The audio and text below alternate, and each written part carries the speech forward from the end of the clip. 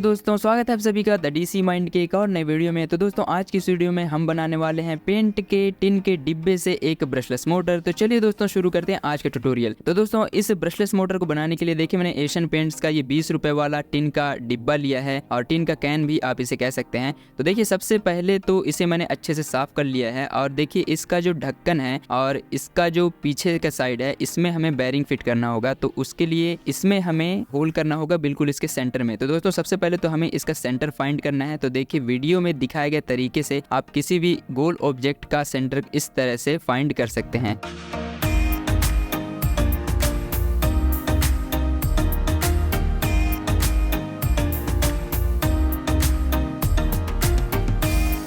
इनका centre find कर लेने के बाद देखिए यहाँ पर हमें ड्रिल से होल कर लेना है जिससे कि हम यहाँ पर बेरिंग लगा पाएं।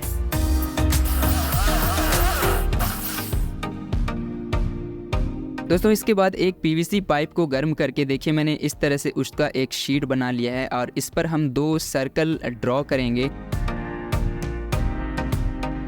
और इसके बाद इसके सेंटर में हमें ड्रिल से होल कर देना है और इन दोनों पीसेस को कट कर लेने के बाद देखिए मैं इसे ड्रिल में कस करके रेती से कुछ इस तरह से स्मूथ कर लूँगा। तो अब ये बन करके पूरी तरह से तैयार हैं और ये कहाँ लगने वाले हैं ये आपको आगे अभी पता चलेगा। दोस्तों यहाँ पर मैं ये बहुत ही छोटे साइज के बेरिंग्स का इस्तेमाल करने वाला हूँ इस मोटर में। तो देखिए इन दोनों प्लास्टिक के पीसेस को जिसे हमने अभी कट किया है इनमें इन बेरिंग्स को कुछ इस तरह से हमें लगा देना है।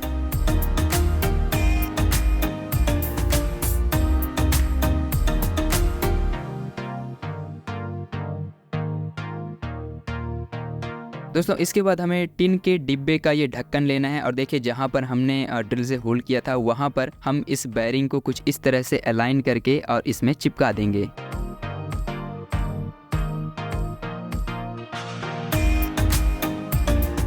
इसके बाद हमें दूसरा बेरिंग लेना है और इसे भी हमें डिब्बे में देखिए नीचे की तरफ कुछ इस तरह से इसे सुपर ग्लू से चिपका देना है।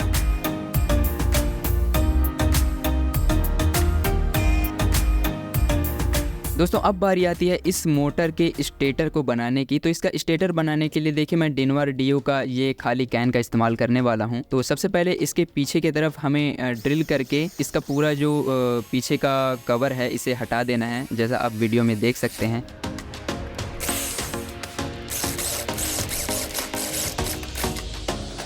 इसके बाद इस कैन का जितना हिस्सा हमें चाहिए उतना हमें इसमें से कट कर लेना है।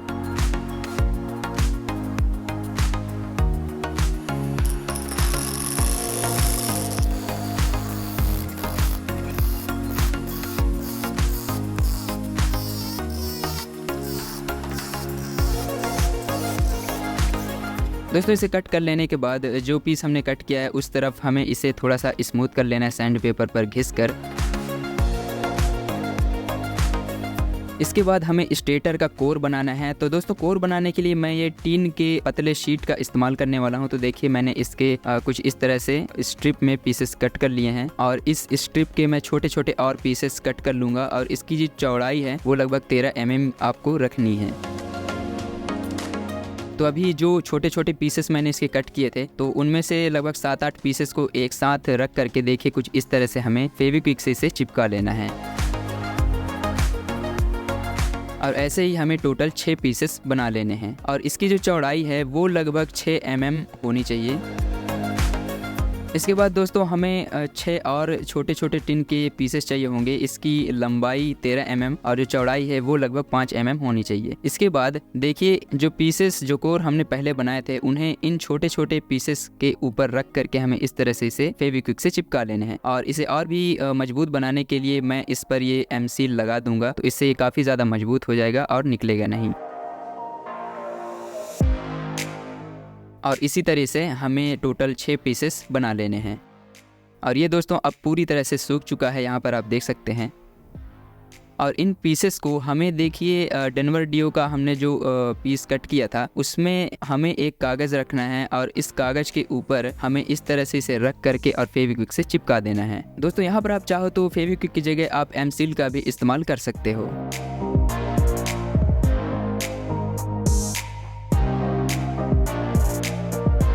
इसके बाद हम इस मोटर पर वाइंडिंग करेंगे और वाइंडिंग के लिए यहाँ पर दोस्तों मैंने 32 गेज का ये कॉपर वायर लिया है और हमने जो स्टेटर बनाया है उसके स्टेटर कोर पर देखिए मैंने पेपर टेप लगा दिया है और बाहर दोस्तों इस पर टेप लपेट कर देखिए मैंने स्टेटर का नाम दे दिया है जिससे मुझे इसकी वाइंडिंग करने में कोई कंफ्यूजन ना हो। और यह है दोस्तों इस 6 पोल के ब्रशलेस मोटर का सर्किट डायग्राम। यहाँ पर आप देख सकते हैं कि कौन सा वायर वाइंडिंग होकर कहाँ पर जा रहा है और वायर का जो डायरेक्शन है वो आपको किस डायरेक्शन में वाइंडिंग करना है। तो इसी डायग्राम के हिसाब से हमें इस ब्रशलेस मोटर की जो वाइंडिंग है वो करनी है। अभी दोस्तों इसका जो वाइंडिंग है वो मैं अगर आपको पूरा दिखाऊं तो ये वीडियो काफी लंबा हो जाएगा, तो यहाँ पर मैं आपको एक पोल की वाइंडिंग करके दिखाने वाला हूँ और वीडियो को यहाँ पर मैं थोड़ा सा फास्ट फॉरवर्ड भी करने वाला हूँ।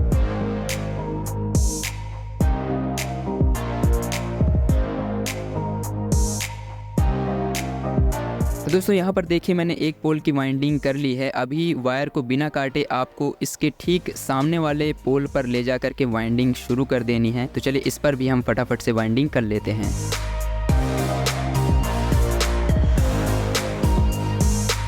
तो दोस्तों यहाँ पर आप देख सकते हैं कि दूसरे पोल की वाइंडिंग भी मैंने कर ली है और हर एक पोल पर दोस्तों आपको लगभग 40 से 50 टर्न मारने हैं और वायर जो है वो मैंने 32 गेज का इस्तेमाल किया है। और यहाँ पर आप देख सकते हैं कि वायर का जो स्टार्टिंग पॉइंट है और जो इसका एंडिंग पॉइंट है यहाँ पर मैं टेप चिपका के उस पर A1 और A2 का टैग लगा रहा हूँ। इससे दोस्तों हमें बाद में इसका कनेक्शन करने में आसानी होगी। तो यहाँ पर आप देख सकते हैं कि फाइनली मैंने सभी पोल्स की सेम तरीके से वाइंडिंग कर ली है और इस सर्किट डायग्राम के हिसाब से हमें इन सारे कनेक्शंस को आपस में अरेंज कर लेना है। यहाँ पर आप देख सकते हैं कि कौन सा वायर किस वायर के साथ कनेक्ट है और इस कनेक्शन को दोस्तों बोलते हैं डेल्टा कनेक्शन। तो चलिए फटाफट से इसी कनेक्शन के हिसाब से हम इन सारे वायर्स को आपस में कनेक्ट कर लेते हैं।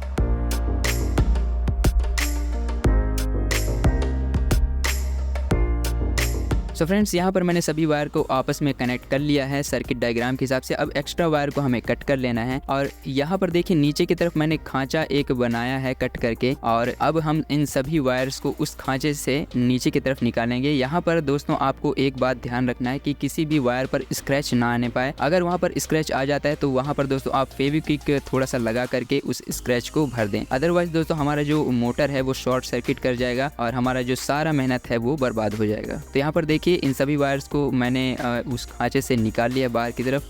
अभी सभी वायर में हमें हीट सिंक ट्यूब लगा के इसे हीट कर देना है जिससे हमारा जो तीनों वायर हैं, तीनों जो फेस हैं वो सिक्योर हो जाएगा।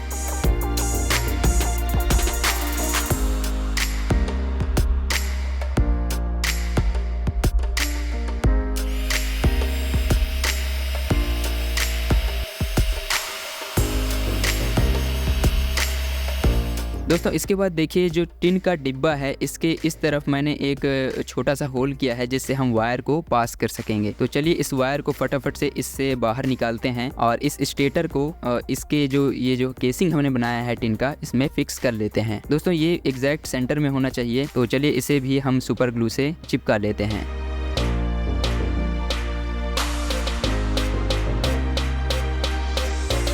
दोस्तों हमारे मोटर का जो सबसे कठिन काम था स्टेटर बनाना वो अब हो चुका है और हमारा मोटर लगभग तैयार हो ही चुका है। और अब हम इसके वायर्स में बुलेट कनेक्टर्स को भी लगा देंगे, लेकिन उससे पहले कॉपर वायर के ऊपर जो इंसुलेशन होता है उसे स्क्रैच करके चाकू से निकाल देना है और इस पर हमें शोल्डरिंग करके और इसके जो बुलेट कनेक्टर्स होते हैं उन्हें इसमें शोल्डर कर देना है। तो चलिए फटाफट से मैं ये काम कर लेता हूँ।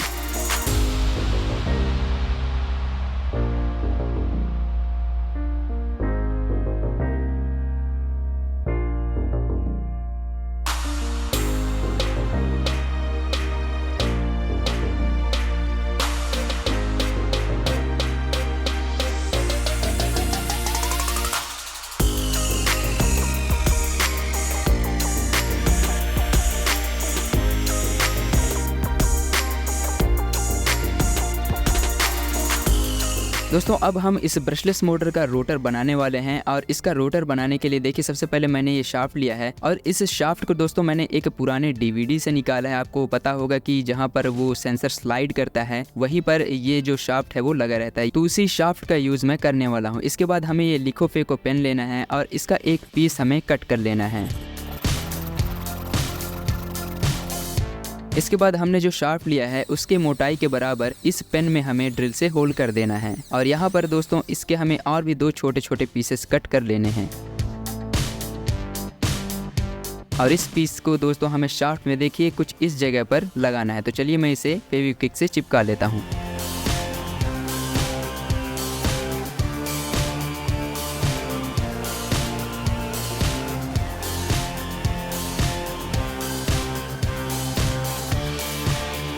दोस्तों अब हमें इस शाफ्ट पर मैग्नेट लगाना होगा। तो मैग्नेट को लगाने के लिए हमें इस शाफ्ट के डायमीटर को थोड़ा बढ़ाना होगा। तो उसके लिए देखिए मैं ये पेपर टेप इस शाफ्ट के ऊपर लपेट रहा हूँ।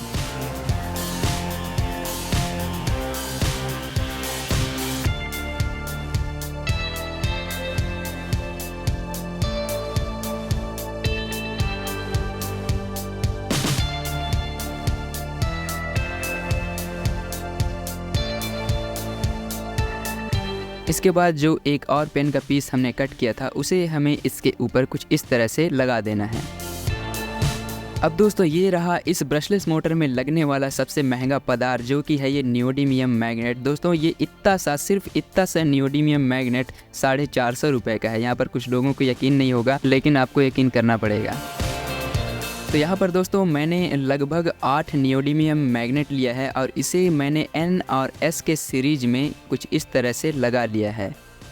इसके बाद दोस्तों इस नियोडिमियम मैग्नेट को इस शाफ्ट पर जहाँ पर हमने पेपर टेप लगाकर इसके डायमीटर को बढ़ाया था, वहाँ पर हमें इन मैग्नेट्स को हमें कुछ इस तरह से लगा देना है। अब यहाँ पर दोस्तों आपके लिए एक सवाल है कि मैंने इस मोटर में जो पोल्स हैं वो 6 लिए हैं, यानी जो कोर हैं वो मैंने 6 लगाए हैं, लेकिन यहाँ पर मैंने जो मैग्नेट है उसे 8 क्यों लगाया है? मैं चाहता तो 6 भी लगा सकता था, लेकिन इसे मैंने 8 ही क्यों लगाया है? तो इसका जवाब आप इस वीडियो के कमेंट में दे सकते हैं। जो भी सही जवाब देगा उसके कमेंट को पिन कर दिया जाएगा।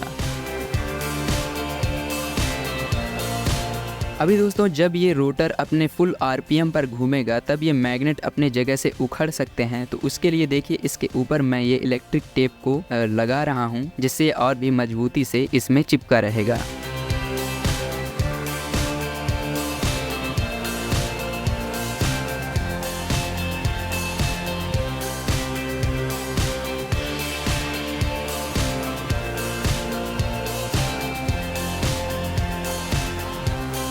और फाइनली दोस्तों हमारा जो रोटर है वो अब बन करके तैयार है।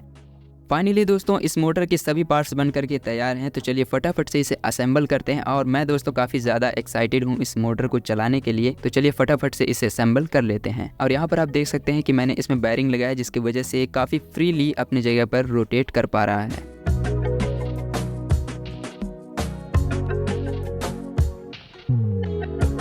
तो दोस्तों फाइनली हमारा जो ब्रशलेस डीसी मोटर है वो अब बन करके पूरी तरह से तैयार है। तो दोस्तों अभी ये मोटर पूरा कंप्लीट हो जाने के बाद मैंने बिहाइंड द कैमरा इस मोटर को टेस्ट करने का ट्राई किया। और देखिए जो सस्ता सुपर ग्लू मैंने इसके बैरिंग को चिपकाने के लिए यूज़ किया था तो वो निकल गया, और इसका जो रोटर है इसके पोल से टकराया, और देखिए ये मोटर का भी ये हालत हो गया। अभी दोस्तों इस मोटर को मुझे फिर से रिपेयर करना पड़ेगा। सो फ्रेंड्स यहाँ पर आप देख सकते हैं कि इस मोटर को मैंने दोबारा से रिपेयर किया है, और इस बार इसके नीचे की ओर के बैरिंग को और ऊपर की ओर के बैरिंग को भी मैंने एम-सील से बहुत अच्छे से फिक्स कर लिया है। तो चलिए फटाफट से इसे फिर से असेंबल करते हैं और इसकी टेस्टिंग करते हैं।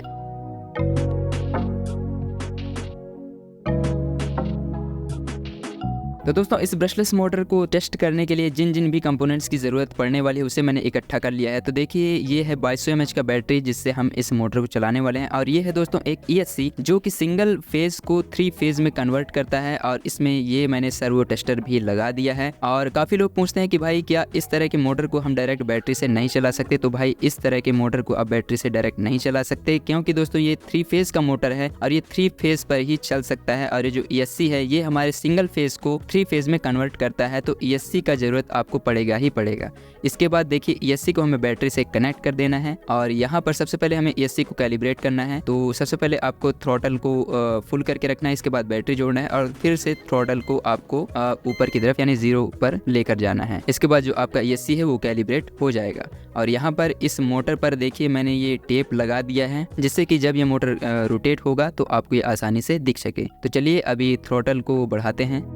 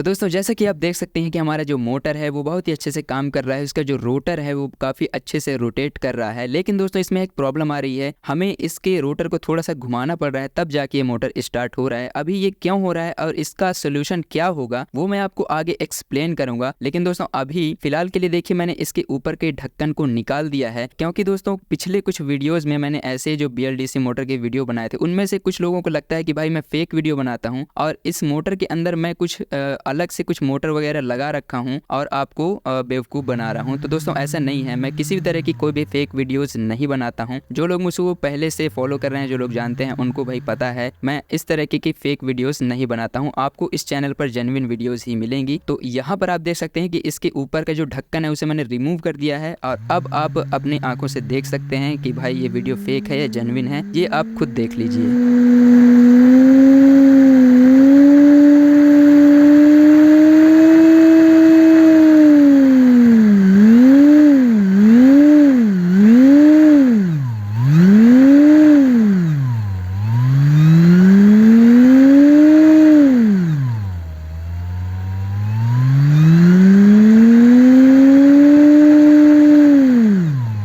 सो फ्रेंड्स यहाँ पर आप देख सकते हैं कि इसका जो ऊपर का ढक्कन है उसे खोलकर भी मैंने इसे चलाकर आपको दिखा दिया और ये काफ़ी अच्छे से काम कर रहा है। और इसके अंदर आप अंदर तक पूरा देख सकते हैं कि इसके अंदर मैंने कोई मोटर वोटर नहीं छुपा रखा है। और इसके बाद भी अगर आपको ये वीडियो फेक लग रहा है तो भाई फिर तो मैं कुछ नहीं कह सकता। अभी चलिए दोस्तों इसमें हम एक प्रोपेलर लगा कर देखते हैं कि ये प्रोपेलर को घुमा पाता है या नहीं।